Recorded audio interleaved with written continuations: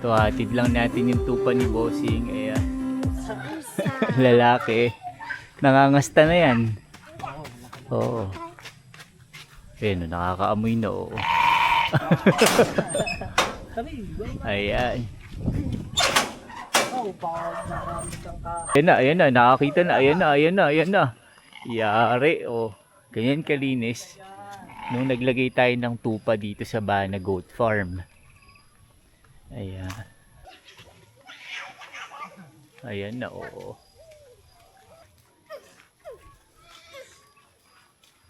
Basta yung may sungay, siya yung lalaki, ha. Oh, dito ka na, ha. Yung unang sinolusyonan natin dito sa Bana, yung pagtatabas. Yan. Wala nang lumalagong damo dito simula nung nagkatupa, tapos sadsad na sadsad. Dati kailangan mag-grass cutter, ngayon hindi na. Dahil sa apat na tupa lang yun, no? Ito rin yung isa pang project natin na ginawa dito sa Bana. So, dati meron ditong gulayan.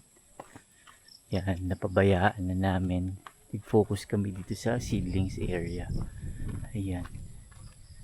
So, ito yung isa sa project natin dito sa Bana. Nagkaroon tayo ng seedlings area. Ayan. Yan yung seedlings area. Ipil, Indigofera, Mombasa, dito namin pinupunla. Tapos, isa pa sa naging project natin, pinuno na natin to ng ipil para only feeds na ang mga kambing dito sa Bana Goat Farm. Ayan.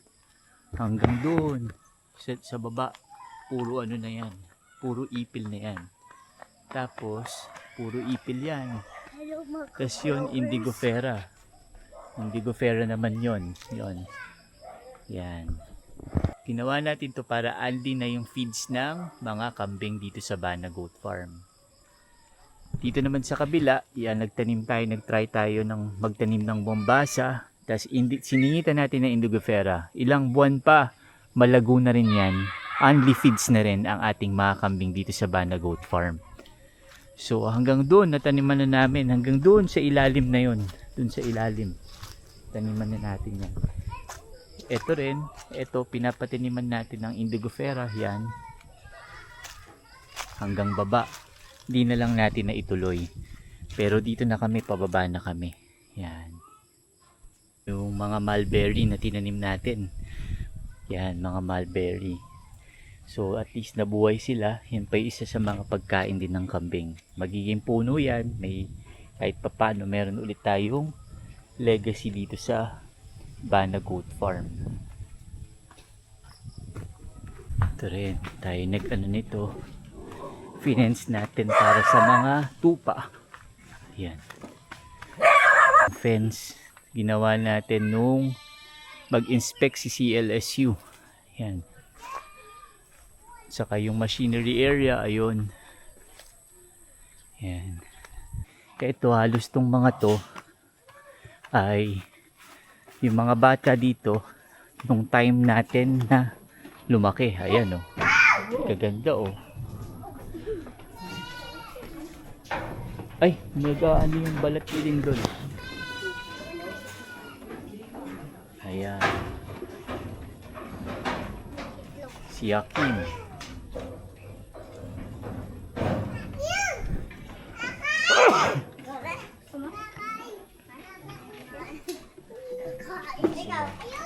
Ayan, yung mga kambing natin.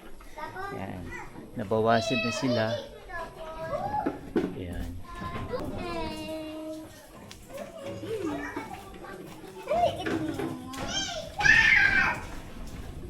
Uy, laki nito ah. Ito. Ayan. Ito yung inayos natin na kambingan. Ayan. Lalaki na nila, oo. Ito, oh, grabe, oh. Solid. Talagang ano ah. Di tayo nagkamali sa tinira natin ah. Ito. Buntis na to. Sa wakas na buntis na. Si Lisbon o Bana Goat Farm number 1. Sinasabi ko na nakastahan dito. Eto, nakastahan. Lumalaki na to, no? Mas maganda yung dami ng pagkain ngayon, no? Sulit sila. Ito, mga bata na to, ito. Tayo halos tigpalaki niyan eh, oh. Except yun. Ayaw niya nakuha eh. Eto si Lindol, oh. Lindol! Kaya po ito Lindol! Hindi, ano yun? Kaya niya yan. Sa laki niyan eh, oh. So, ayan. Ang huling araw natin dito sa Bana Goat Farm. Okay, sige, feed na. Okay. Then we will go na, ha? Ayan, papakain. Don't miss this video because this is a banana. Oh, give it.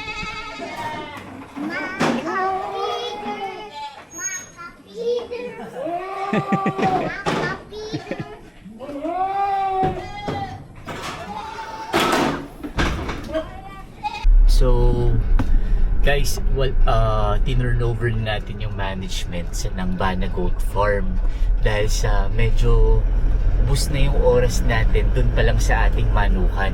Kaya tayo ay mag-focus na lang muna doon sa ating farm, no? Kaya, pero ganun talaga kasi pagka hindi ka focus ay mahirap eh na divided yung attention natin. Kaya naman ngayon medyo focus na kahit paano mas mapag-aaralan namin, mapapaunlad namin yung farm na binablog namin lagi sa inyo. Pero no regrets dahil sa marami kaming natutunan sa Bana Goat Farm. Lahat ng first namin sa hayop, dun namin natutunan at di namin yun malilimutan. Kaya naman, ayun, sa aming mga vlogs ay baka hindi na kayo makakita ng mga goat vlogs. Ang makikita nyo na ay yung mga poultry natin at yung mga sheep natin. Right, Tap? Yeah. Dahil last day natin sa Bana Goat Farm, di ko maiwasang mag-reminisce ng mga memories natin dito.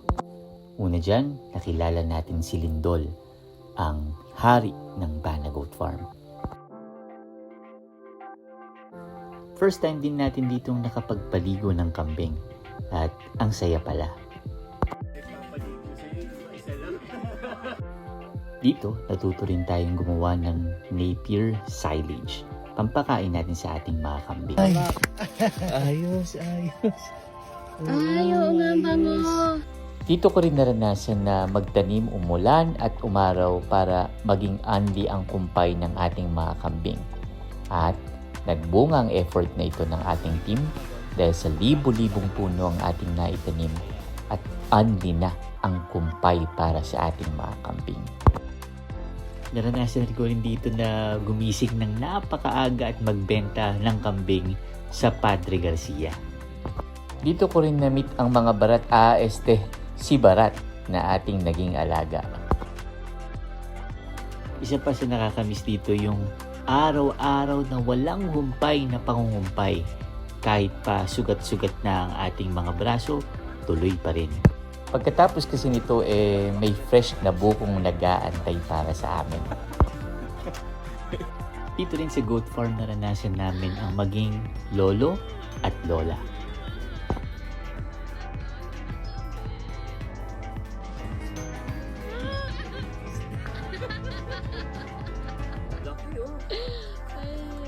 Naranasan rin namin ditong magbenta ng kung ano-ano para lang makatulong na may pampasweldo sa ating mga kasama. Naglako tayo ng walis sa kalsada. Nagbenta ng chiko sa highway kasama ang mga bata. Maging si Mommy nanungkit ng papaya. Natutong umakyat ng papaya para may maibenta. Lahat ng yan ay para sa Bana. Dumating kami sa Bana ng dapa, pira-piraso at lugami dahil sa mga bagay na napilitan kaming iwanan. Pero dito, muli kaming nakatagpo ng dahilan para lumaban. Kahit pa magsimula ulit sa zero. Akala namin na buo ang bana mula sa pag-aalinlangang bahala na. Pero ang tunay pala nitong paalala sa aming puso ay bangon na. Salamat Bana sa panibagong pag-asa. Thank you po, mga bumili ng chiko. Meron na kaming pampasweldo sa linggong to. Sige na please naman, huwag mong kalimutan. Sa susunod na linggo kay aming aalukan. Thank you po. Thank you po. Thank you po. Thank you po. Thank